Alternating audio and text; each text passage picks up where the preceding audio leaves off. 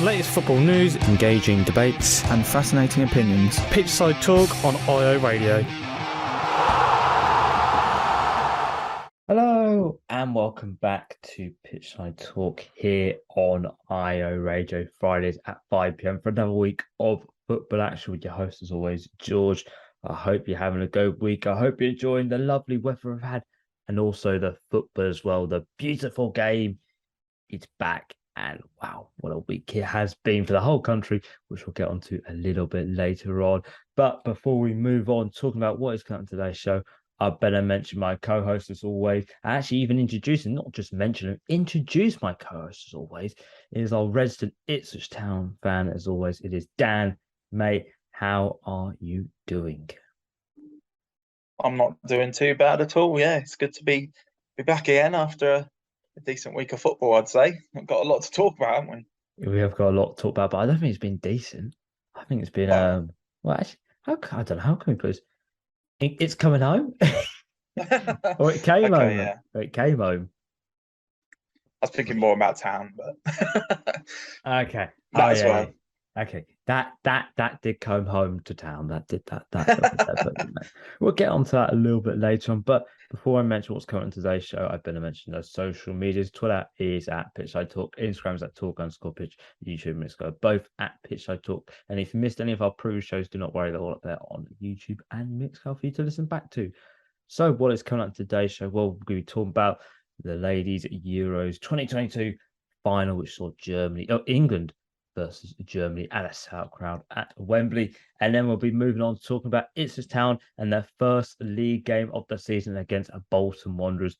And then what we've got for you is a little preview of the Premier League season, which, looking at my watch right now, will be kicking off in less than 3 hours with Crystal Palace versus Arsenal getting the new season underway. But we've got to do a little preview before we get to that. So when we come back, we'll be talking about the Women's Euros 2022 final and what happened between England versus Germany.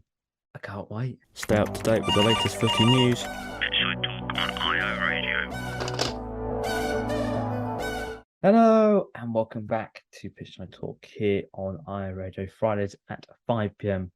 with your host always, George and Dan, for another week of football action here on Pitchside Talk. Now, before we move on talking about the Women's Euros 2022 final, I better mention the social medias. Twitter is at Pitchside Talk, Instagram is at Talk_Pitch, YouTube is at Pitchside Talk. If you want to listen back to our previous show, do not worry, they're all up there on YouTube and Mixcloud. Oh God, it's like absolutely whacked the mic there. I'm so sorry. You're that loud. It's all right. Bud.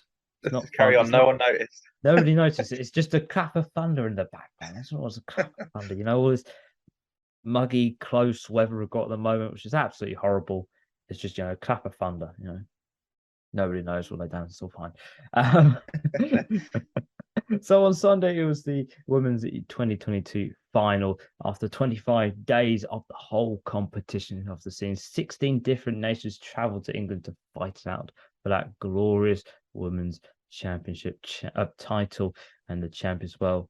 Over these 25 days, we have seen lots of goals, action and drama in every single game, and a few upsets on the way. From my personal point of view, there's been a few upsets. It has been condensed down to two teams, in England versus Germany at Wembley in front of a sellout crowd of over 87,000 people, Dan.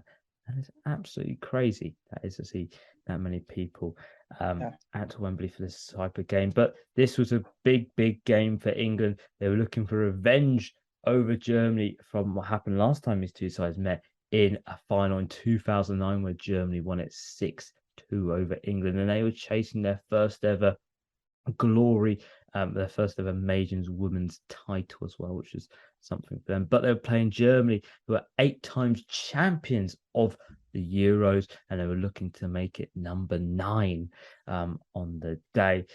But England created history, winning their first ever major women's title in a dramatic final, which has seen the 56 years of hurt come to an end.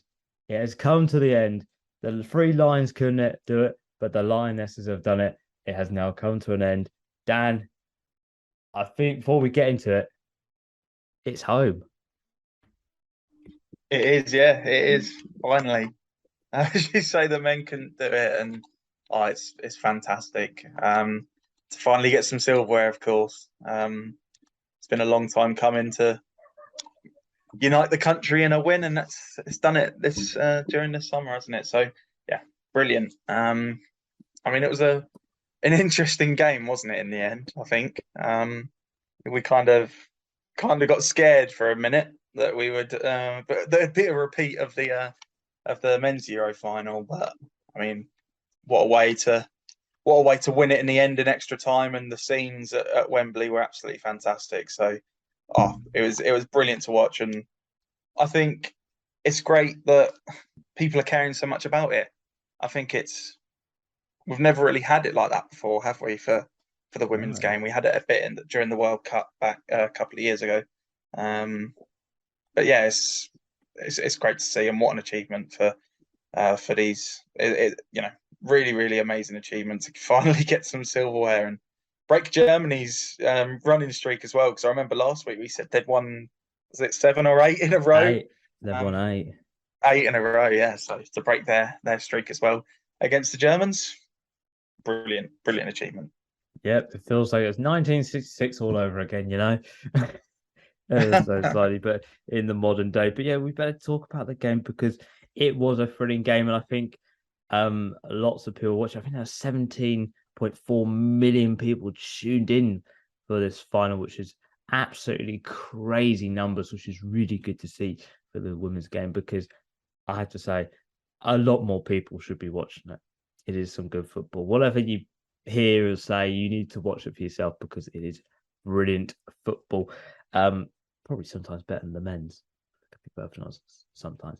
But yeah, it was a brilliant game. It had all the emotions, it had all the drama. Dan, it wasn't just a boring shootout final. It had the dramas, the chess piece, sort of first half, very much a 0-0, and then the second half changed it with the substitutions as well that England made, to bring on, I think it's Ellen Tootie, who they brought on, and also Chloe Kelly as well. The two substitutes came on and scored, which is quite interesting. But that's been England's sort of tactical game throughout the whole of the Euros. Substitutions have been their perfect key to get out of these situations, really. Yeah, they have. I think it's Toon, isn't it, that came on? Soon. Yeah. But yeah, it's these players that are coming on and making the difference, which is really good to see. I think a lot of people are saying, why aren't these players starting? I think Russo is one of them as well. Why aren't these players starting? But they're coming off and winning England games, so it's really good to see. But yeah, it was a crazy game. I think the first half was, I think, a really good performance from England. I think both teams had quite a few chances, but I think England were in the ascendancy throughout most of that first half, and probably should have been leading going into half time. But things changed in the second half. I think Germany came out and they were on top for the second half. But I think that goal from Toon, that chip goal, and what a goal that was! What a finish! Oh, That beautiful. was that first goal. I don't think I was expecting her to chip the keeper when she was through, but I mean, what a finish that was! It was a massive goal, really important goal to stop that Germany attack. But Germany did come back into it. It did, as I say, it did feel like the Euro final from last year again, didn't it? With Germany coming back into it. But England stuck at it, and of course that goal in extra time to win it was massive for the fans there.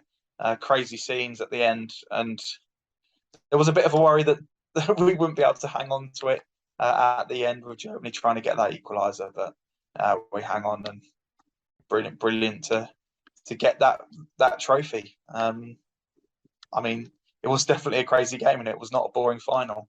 And we've seen a lot of boring finals, so it was really good to see a good final against two really good teams. Two teams that could have, I think two teams that you maybe could have predicted to be in the final in the end, but massively pleased that the women got the trophy in the end. Yeah, it's absolutely brilliant to see. Well, I think we have to talk about the winner, the very much bundled into the back the referee looked like they didn't give it for a split second, and then it was a goal, and we all went absolutely bananas. But can we be perfectly honest? I think I remember going absolutely nuts. I don't know what you were doing, Dan. You're probably a little bit cooler than me. No, I did celebrate. I did celebrate. Did you? Yeah, yeah.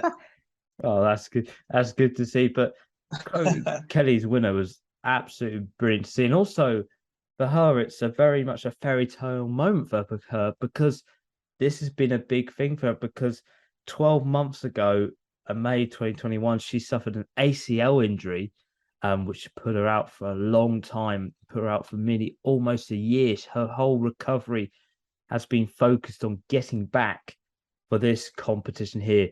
And I tell you something, that was fully worth it in the end because her goal has ended the hurt, but also as well has got that first major trophy for England and has now really kicked on the scene now for women's football to grow in this country even more. It definitely has, yeah, and it's brilliant to see Chloe Kelly come on and get the winner after that injury. I mean, ACL is the worst, isn't it? You're out for a long time with that.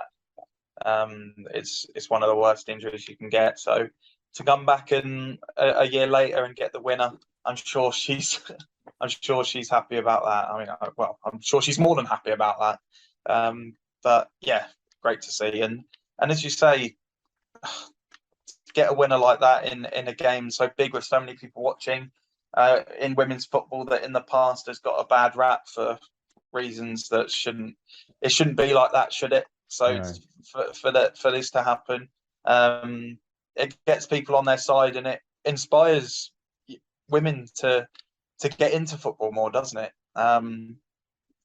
To see these girls go so far in a competition and perform so well, it's inspiring for young people, young women to get into this sport. So it's massive. It really is. Not just in the at Wembley at the time. It's massive for all over the country. So yeah, massive, and really pleased for Chloe Kelly to come back. I think she did say in her, I think she's a massive QPR fan, isn't she? She said one day she'll have that Bobby Zamora moment, that playoff final, Yes. and she's got that. Yeah, she had that. I think that's what she said. It was one of her like last time she'd been to Wembley was that game. Like I could remember that because that broke Derby hearts, didn't it? Really, if we could be perfectly honest. But now for England, it's now time for celebrate. But something I want to talk about. This is now the lasting effect. We now know that a lot of the Lioness players have written out to the government to basically now make football now open for many young girls to take up now as not to be in primary schools and not much as sort of a boys' sport now to be everybody's sport, which is I think brilliant, and that should happen because we need these talented players to come through. But the one lasting effect is from this. There's a friendly that's coming up in October against the USA at Wembley, and within the first 24 hours, Dan, all the tickets have been sold out at Wembley, which is crazy for a friendly match. Yeah, I mean it's fantastic for women's football, isn't it? To get that attendance. I mean it's massive. The lasting effect it has. England winning the Euro final is massive, and to come up against America, who are probably the best in the world in women's football, it's going to be a really good test and a really good watch to see where England are on the world stage. So yeah, it's really inspiring for young girls, of course, that wanted to come through and play football at a higher level. And I can't wait to watch it against a massive crowd, and hopefully we can get the win against an America side who will have to be on their game, I reckon, against us. I mean, I think we played them in the World Cup a couple of years ago. I think we lost that game. Was that a semi-final? I think it was a semi-final. Semi-final against them. But I mean, this team are going to be full of confidence now, aren't they? So I think they'll have to be at their game against us. So yeah, really, really looking forward to it. Yes, same here as well. And the last question I would like to leave us on really now is the World Cup, because the World Cup is now coming up. It's going to be, well, funny enough, on the 20th of August, later this month, it's going to be exactly a year before the World Cup has taken place in Australia and New Zealand. I know that's bad, bit of a sort of weird place to really have a World Cup, but that's my personal opinion, only because the time differences. Don't worry, those are two beautiful countries. I've been to them. Don't come after me. I've been to both those countries. They're absolutely beautiful, but a bit of a weird place to host that because of the time zones. But Dan, can England go into this competition with lots of confidence, because they made it to the semi-finals last time? They've now won the Euros, so surely that means it's coming home again, isn't it? Yeah, it's coming home. Well, let's hope so. I mean, of course they can take that confidence into the World Cup next year. It will be interesting in Australia because, as you say, the time zones. I think the games will be on during the night, won't they? So that'd be weird. That'd be a weird. That is a bit of a weird place, but I think they can go that with looking at the highest level and going on to win it, because, as you say, the confidence will be there from this Euro win. They got to the semi-finals of the World Cup in the previous World Cup and lost out to a team that probably are the best in the world. So keeping your head held high and hopefully keeping the manager that we've got as well, because I think she's massively successful in women's football. And I think she was Dutch manager when they got to the final in the last World Cup, wasn't she? Yeah, she was. Yeah. So we keep these players and heads held high, and our manager, I think we can really push for a win next year. So that'll be a really good tournament to watch. So looking forward to that one as well. We got a lot of football, haven't we? Yeah, football. We love it. We love when we've got lots of football. It's the best kind. Well, we want to say here from Pitch Talk, congratulations to the Lionesses on winning the Euros, and thank you for ending that hurt as well, and for finally letting us say it's home. It's not coming home. it's home, which are words that never been not coming home anymore. I think, funny enough, even David Baddiel on Twitter, I think you could tell by his tweets, he was quite stunned just to write "it's home." Not it's coming home. He put "it's home." I think you could tell he's very, very stunned by that. And in honor of that, we're now going to play 3 lines as well. But when we come back, we'll be now talking about Ipswich Town and their league opener game against Bolton and how they fared on that on Saturday. So we'll be back in a few moments. The best place in Ipswich to hear the latest football debates, Pitchside Talk on IO Radio. Hello and welcome back to Pitchside Talk here on IO Radio for another week of football action with your host, always George, joined by my co-host, as always, Dan, for another week of football action here on Pitchside Talk. And now, before we move on talking about Ipswich Town versus Bolton in the League One opener, I better mention the social media. Twitter is at Pitchside Talk, Instagram is at Talk_Pitch, YouTube, Mixcolour, both at Pitchside Talk. And if you missed anything from today's show, do not worry. If you missed us talking about the Lionesses, yes, the Lionesses, they brought it home for us in the Euros.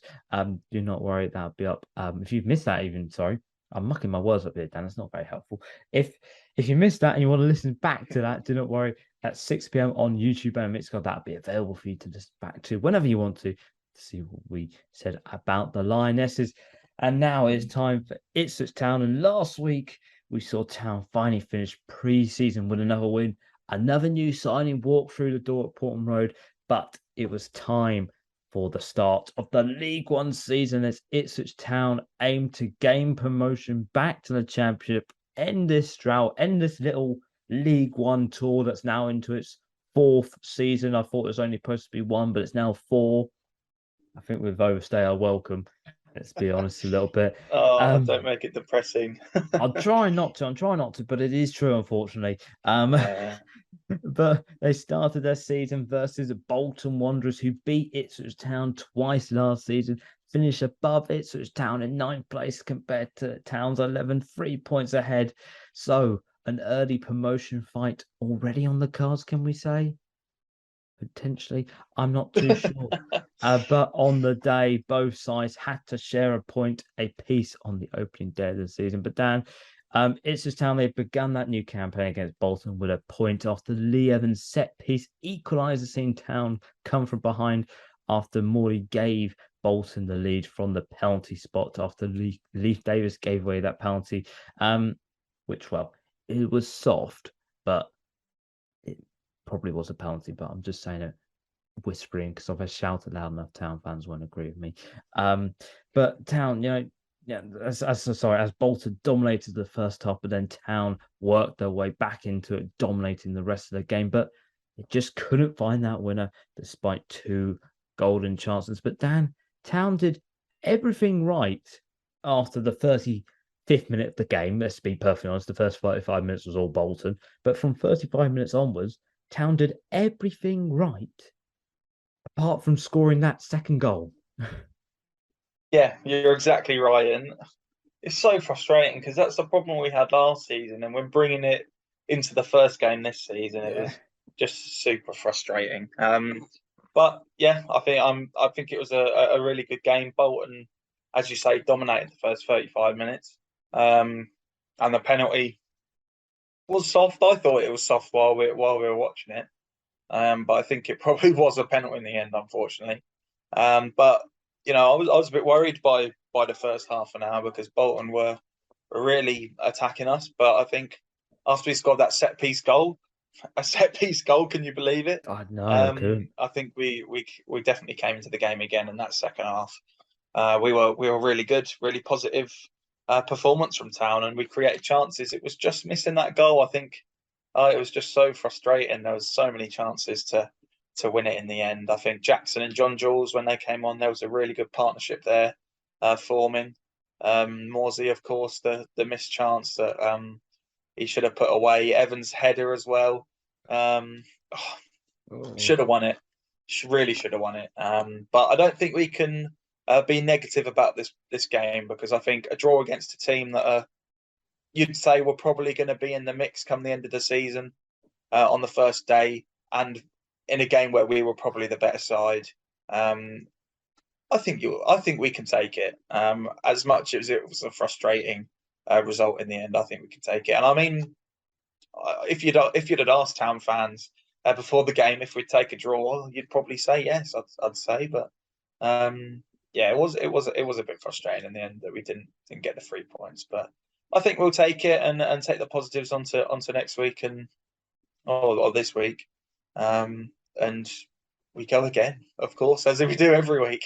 Yep, as we do every week, we go again. Well, Kieran McKinnon after the game spoke to the media, highlighting, well, I think for the first time, Dan, he showed emotions of disappointment. Can we be perfectly honest?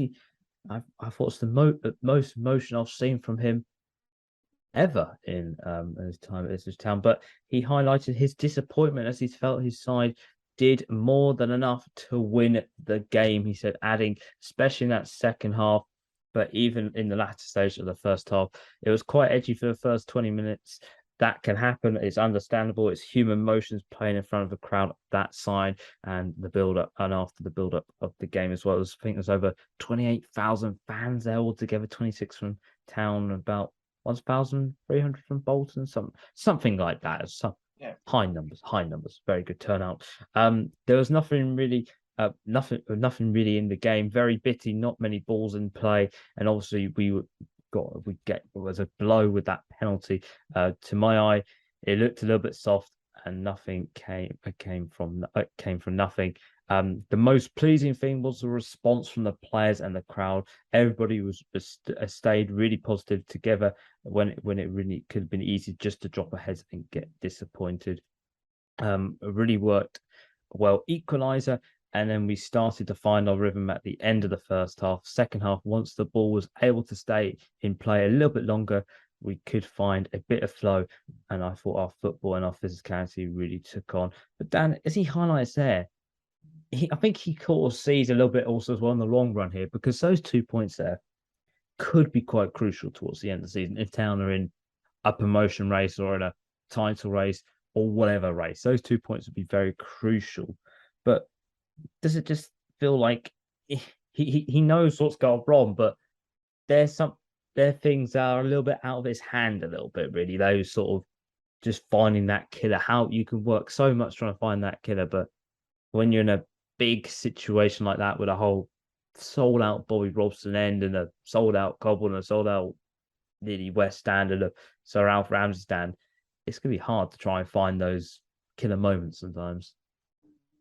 Yeah, there's a bit to that, and of course there's still pressure on these players to get results and get promoted this year. I think probably this year we were expecting a promotion more than we have in previous years. So there is that little bit of pressure, but I think the players thrive on that, and I think they love to play in front of a full Portman Road. And what a fantastic atmosphere it was on Saturday. I think it was excellent to get that many numbers in League One. It's crazy, isn't it? We were getting 13,000 under Mick McCarthy in the Championship, so to get 27, I think it was, or 28 in League One is fantastic. But yeah, maybe it does affect the team a little bit, but I think it makes a difference when the team are shooting down the Bobby Robson end. We kind of like draw the ball towards this goal down the Bobby Robson end. Yeah, McKenna, of course, being saying how it is, refreshing to hear that again, just saying it how it is. And I can see why he's a little bit disappointed, but that's how it is, I'm afraid. And about the coming to the end of the season, of course, we look at this game as the first game of the season and think it wouldn't affect it. But as you say, what if we get to that point in the season where we're 2 points off the playoffs or top two, and we look back at this draw and think if Morsey had just stuck that in the net, we'd be somewhere different. So of course, every game, no matter whether it's the first game or the last game, it affects you at the end of the season. So I mean, fingers crossed we don't have to deal with that, but it's something to think about, definitely. It is something to think about. Well, something you mentioned about the attendance. Town had the fourth highest attendance in the EFL across that weekend. Only Sheffield Wednesday, Derby County, and Sunderland had a higher attendance than them. But we've got to think here, Sunderland are in the Championship. They've got 40,000 people there. Derby County under new ownership, a new era really for Derby County, if we can be perfectly honest, and it actually is a new era for them. 31,000, and Sheffield Wednesday only clipping us by 300 people theoretically with 26,900. There's Town there with 26,668, 88. Just clipping Middlesbrough as well. So a really good turn up by Ipswich Town. So after Kieran McKenna's comments, we're going to look a little bit now into the game, and I think the first real main thing we can look into the game, apart from the slow start and Sam Morsey's miss, which we've already talked about, is scoring from a set piece. Now, unfortunately, I was informed unreliably by sources that Town hadn't scored from a corner all of last season, but I've been informed by our resident Ipswich Town fan, Dan, as always. We did actually score from a corner from last season, so if I have been saying we haven't, that's all lies. I was informed inaccurately, and I thought we hadn't. But it's one of the games I didn't go to, so I hadn't seen them score from a corner all last season. So that was right. I hadn't seen it with my own eyes. Because you haven't seen it, yeah. I haven't seen it. But Dan, the set piece drought has been a massive, massive, massive issue from last season. The last time we scored from a set piece was that 6-0 win against Doncaster, which was on the 28th of September last year from Lee Evans. And this time, Town, their first goal of the season came from a set piece. And funny enough, it came from Lee Evans himself, ending the drought himself. But it's good to see Town scoring from a set piece, and something they've been improved on the summer here, because that has been a main focus of them to improve that on the training pitch. And I tell you something, it looked like it paid off, because they had, the first set piece they took from the tunnel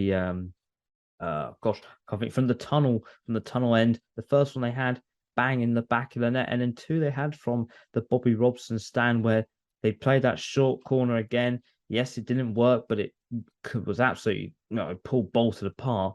But then they had another one from Lee Evans, a lovely looping header, which forced the goalkeeper to make a top draw save. But it's good to see that Town have now got this set piece thing working, because this could be quite crucial with the season ahead. When they need a goal, turn to the set pieces potentially. Well, I mean, I hope so, because it was a huge problem last year. It really was. It was something that we really needed to work on over the summer, and to see that uh, the players have been doing that, and McKenna knows that that's something that we need to work on. Is really good to see, and it was a really well worked corner from Chaplin to get that to Evans, and a really good finish from Evans as well to break that drought with him he set himself. So yeah, really good to see, and you know, set pieces are massive, especially in League One. And especially with the defenders we've got. You think we've got Edmondson and Wolverton, who are strong players, aren't they? They can easily win things in the air. Edmondson especially, I think. So yeah, we need to really try to get those set pieces working, because it's really crucial in this league. But it is really good to see that we're kind of working on that in the training ground, and hopefully we'll score a few more. I mean, as you say, Evans then missed that looping header, which could have easily gone in, but really good save from the keeper, who his distribution wasn't the best, was it? I do have to say, but his kicking wasn't the best, but he's a decent keeper in the end to keep that out. So it's going to be interesting to see how many goals we score from set pieces this year, and if it's going to be this might be the only one. It'll be one again. I hope not. Oh God, because that'll be a bit frustrating, won't it? be a bit anticlimactic, all this hype we're giving about set pieces, and Town only score from one. Maybe they need to work on their free kicks. We'll just say that might be a bit of a better. Yeah, I think so. Especially when I go, oh, he's just got to hit this, and it goes flying into the ball offside. Lee Evans was in it all year on the weekend, wasn't he? It was all or nothing. It's just with that. Well, that is all for Town versus Bolton Wanderers, and now it's time to look forward to Town's first away game of the season. The first road trip is here, as they look to earn their first 3 points on the road this season. And well, who are the hosts today? Well, it is Forest Green Rovers, who have been promoted as champions last season after winning League Two. But over the summer, they have lost a lot of their players on free deals, and also their manager as well, in Rob Edwards, to Watford. But despite this, Forest Green Rovers got off to a winning start with a win over Bristol Rovers, a 2-1 win away, and their first ever game in League One with 3 points. And also they have signed lots of players on a free, including Connor Wickham, a former Town player as well. Oh no. But Dan, the first ever meeting between these two sides is about to happen. Town are looking to get the first 3 points of the season, and also on the road as well. We know how impressed they were away from home last season. That famous white shirt, helped us out a lot. But they're going to be playing Forest Green Rovers, who want to get their first 3 points at home for the first time ever in League One, and it's going to be a massive occasion for them. It is, yeah. I think you think we're favourites going into it, but I don't think you can underestimate this Forest Green side, who are going to be well up for it in front of a sellout crowd, I imagine, against us for their first home game in League One. Unfortunately, I don't know much about Forest Green. I don't really know how they play and how their new manager sets up, but I know it will definitely be a tough game, and hopefully we can get 3 points. And I think it'll be a tight one, and I think we're going to be able to put our stamp on the game and hopefully come away with the 3 points. So I'm going to go for a 1-0 win, hopefully get this season up and running. But it definitely will be a tough one, that's for sure. But Dan is going for that. Dan, what was your score prediction? Sorry, it was 1-0 Town. 1-0. Sorry, I was going to say 2-1. I don't know, but he's going for a 1-0 for Israel Town away to Forest Green Rovers in their first ever home game at Stadium in League One. And let us know what your score predictions are on Twitter at Pitchside Talk. What will happen? Will Town walk away with 3 points? Will Forest Green throw an upset and get their first 3 points? Or will it just end up in a 1-1 draw or a stalemate and both sides have to share the points? Maybe that might happen. We do not know. But that is all for your Ipswich Town news this week. And when we come back, we're going to be doing a very, very, very little preview on the Premier League season, which is coming up, not too far away now. Less than 2.5 hours to go before the Premier League season kicks off between Crystal Palace and Arsenal. So don't go anywhere. Pitchside Talk, footy debate from the Premier League Outback. Hello and welcome back to Pitchside Talk here on iRadio Fridays at 5 p.m. with another week of football action with your host, always George, joined by my co-host as well, Dan, for this week of football. And before we move on talking about our little preview into the Premier League, which kicks off not a lot of, well, actually, probably less than 2.5 hours now to go before Palace and Arsenal play each other on Friday night football. I better mention the social media Twitter is at Pitchside Talk, Instagram's at Talk_Pitch, usually Mixcolour, both at Pitchside Talk. And if you want to listen back to any previous shows, do not worry, they're up there on YouTube and Mixcloud. Now, Dan, it is now time for our traditional predictions for the Premier League, but a little bit of a twist. We're going to break this down into categories where we're going to do our bottom three, the biggest losers. So the biggest losers will be the team that's not going to be relegated, something like that. The biggest winners, the underdogs, and our top four and champions for the 22-23 Premier League season. Now, we all know how last year went and all the years we've done before have gone pretty terribly. I remember one year you said West Ham were going to get relegated and they somehow got Europa League football. Don't remind me of that. I remember that. Yeah, But, I know. I think I did that with Villa as well, didn't I? yes, and Villa as well. You seem to have a bit of a. You don't seem to like the claret and blue Cubs, do you? No, I don't actually. I'll be interested to see what you predict for. Well, if you even do predict them this year, but I think shall we start off with our bottom three for this season? Yeah, let's do it. Do you want me to go first? Yeah. Who's going to be finishing in 20th? Well, bottom. I've gone Bournemouth, who are going to be finishing in bottom. Let's be perfectly honest. Haven't really done much in the window. They signed Marcus Tavernier from Middlesbrough, and that is it. That is all they've done. Scott Parkside has basically done nothing. Apart from Dominic Solanke has signed a new contract, which is well done to him. But I think the last time he was in the Premier League, unfortunately things didn't work out for him. But yeah, I think unfortunately, if we could be short and sweet, Bournemouth are going straight back down, unfortunately. Yeah, do you want me to go for 20th as well then? Yeah, go for 20th, mate. I also agree with you. Sorry, Bournemouth, but I've also put Bournemouth to go down bottom.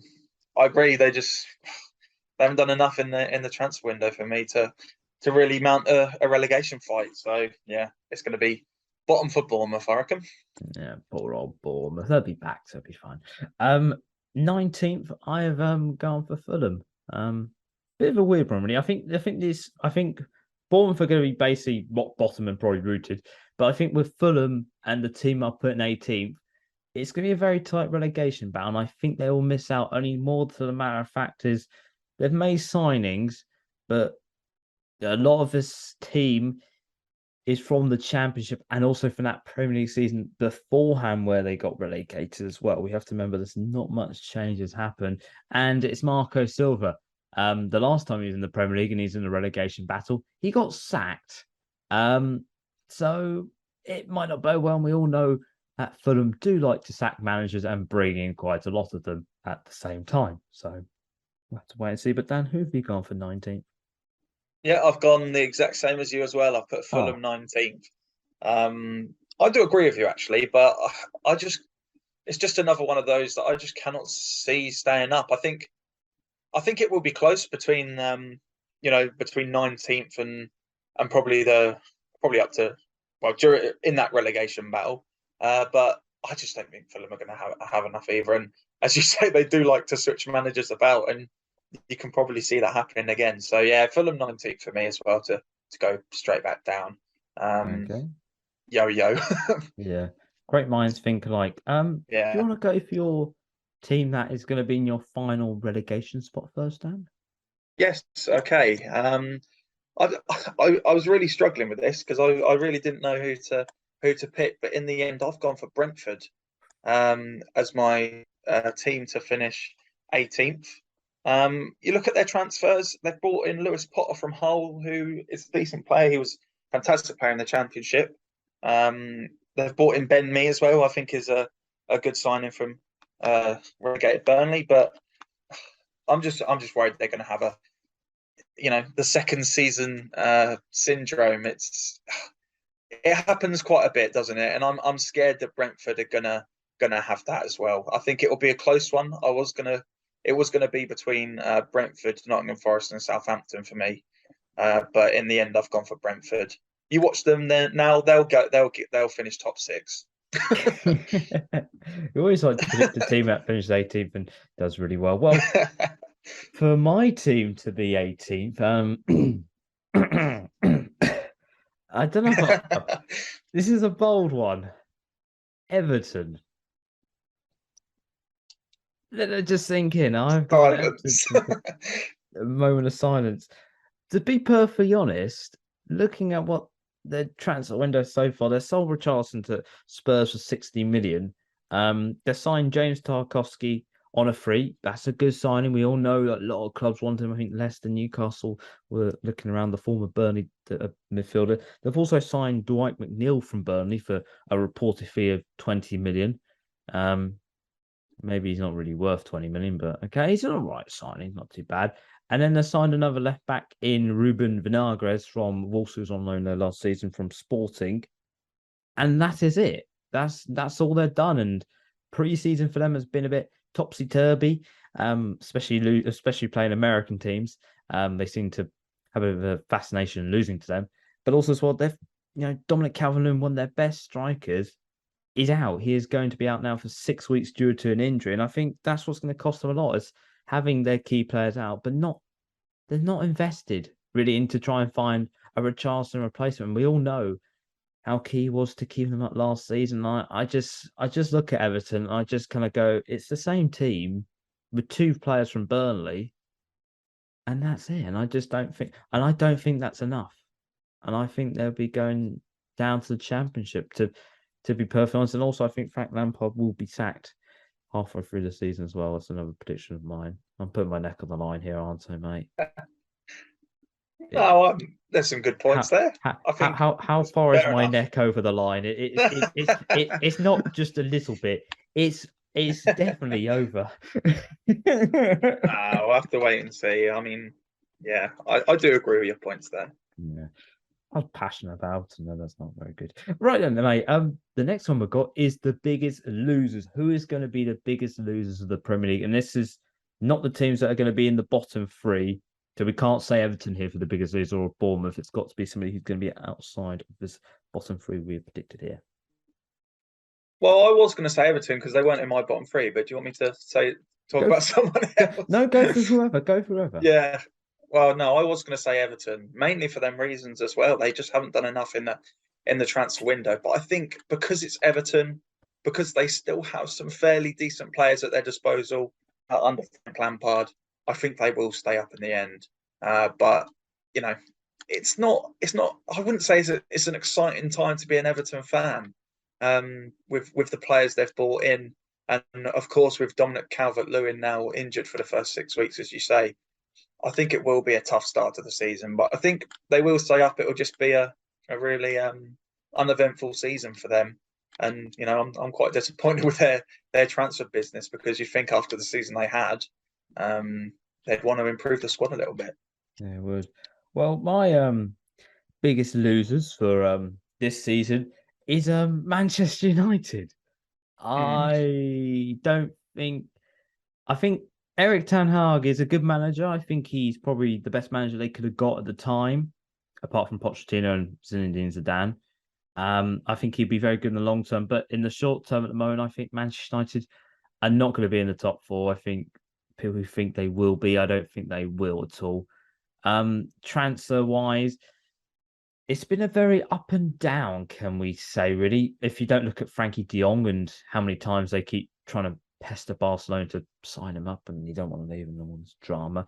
And the big Ronaldo situation, will he stay, will he go? I do not know. I reckon he will go, unfortunately, for them. But the signing wise, they need to sort of improve in areas. They have signed players with it needing to improve. They signed Christian Eriksen on a free. They signed that new left back from Final, which his name has gone blank. They signed that person from Ajax, Martinez, who everybody seems to keep highlighting. He is 5'9" for a defender, and that's paid £55 million for him, which is bit of an interesting fee there. But look at United, and I just don't see what's different. I think it'll be a little bit of improvement last season, but I don't think it's going to be this glorious top four. I think it might be more of a battle to try and get into the Europa League, which Ronaldo won't want to stay for, and I think that it's going to be another tough season for United, to be honest. So mate, the next one we've got is the biggest winners. So this is going to be our underdog prediction for this season. And who would you like to go for this one here? Yeah, I thought it was an interesting one to go for the underdogs and a really tough one to pick. But I'm going to go for an interesting one here. I'm going to go for Newcastle. This is assuming that they sign Maddison, which at this moment in time maybe doesn't look like it's going to happen in the end because Leicester rejected their offers. But they've made some decent signings, and they're going to be full of confidence after the end of the season they had last year.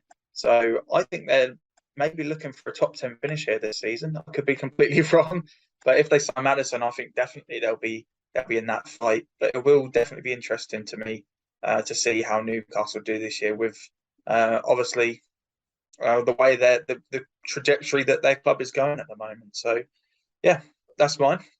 Wow, that's interesting. Well, that's actually quite interesting because they've done quite well in the transfer market. Signed Botman from Lille, the player they're room for so long. Matt Target, Nick Pope joining as well. Madison, if he joins, that could be quite tasty. Well, for me, I've gone for Crystal Palace. I think they're gonna cause a few upsets, and I like the look of what Patrick Vieira's side did in the first half, and I think this is going to be a second season where they build. They've been quite low key in the transfer window. They signed Sam Johnson on a free from West Brom. They signed that up and coming wonder kid from Derby County. I can't think of his name. It's for the life of me at the moment. I can see him, but I can't think of his name. It's gone blank. I'm hoping Dan's going to fill in the gaps, but I don't know if he will. I know who you're talking about, but I have absolutely no idea how to pronounce his name. Fair enough. We'll leave it at that. Yeah, we'll leave it at that. They've also signed Chris Richards from Bayern Munich, that becoming centre back as well, and Decore as well. Not the one from Everton, a different Decore, and he is up and coming as well in France. And I just think they kept a lot of their players. And I think, to be perfectly honest, they missed out on top 10 by three or 2 points last season, finishing in 12th. And I just think they're going to cause upsets. I think they will cause an upset and they will get a top 10 finish. And I think they'll release big. They'll be a top 6 club 3 times this season. That's my bold prediction for them. This is not going to go well. Mate, so the last question is top 4 and your champion. What have you gone for? Okay. Shall I do this all in one? Go for it. Fourth from first. Fourth, I've gone for Arsenal in fourth. They've had a decent pre-season, and I think that they're looking good. And I think they'll finish in fourth place this year and get Champions League. In third place, I've gone for Tottenham. I'm sure Chelsea fans are looking at me in a horrible way right now, but I've gone for Tottenham. Under Conte, I think they're going to be a decent side this season. Second place, I have gone for Liverpool. I think it's going to be another tight one, but I think Liverpool are going to finish second.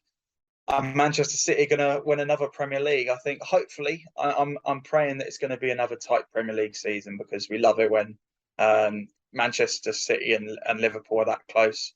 And honestly, it could go either way, but I've gone for Man City to win the league just because I think they've sold some of their main players, but replaced them with some equally good ones as well. Liverpool have been smart in the transfer window as well, of course. But yeah, I'm going to go for Manchester City. Sorry, George, but that's mine. That's absolutely fine. How can I put this to you? I think great minds think alike here because mine is unfortunately the same. Oh, how boring. I've got Arsenal, Spurs, Liverpool, Man City to be champions. But I agree with you. I think it's going to be tight between the top 2. But also as well, I think it's going to be tight between all of them in the top 4. I think Spurs, first full season Antonio Conte, I think they're going to look absolutely on fire. Arsenal as well, they've done some brilliant business, look very good in pre-season, but will that translate into the league season? I do not know, but I think they will just get top 4. And then Liverpool, Man City, I think it's just going to be going all the way. I was looking at Chelsea, but They need more Uh, players. They need more yeah. players to be perfect honest. They I know do. they've made the big signings of Sterling, Koulibaly, but I just think they need another big signing, maybe a big striker signing that's not named Lukaku. But I think they're staying away from number nines because they don't have a good record those at the moment. And that is all for our Premier League predictions for this year. Let us know what you think on Twitter. Our Premier League predictions, how ridiculous are they? Are they out of the blue? Well, actually, they all are out of the blue, really. But we'll have to rock and roll with it. And that is all we've got time for the show this week. Dan, I want to thank you very much for joining this week. Will I see you next week as always? Yes, of course. I'll be ready next week. I love to hear it. I want to thank you very much for listening to the show this week. If you missed anything from the show today, do not worry, it'll be up on YouTube Mixcloud in the next few minutes. So yes, I have been George. He's been Dan as always. We'll see you next week. And The whistle has been blown for full time. Tune in next week for another jam-packed show.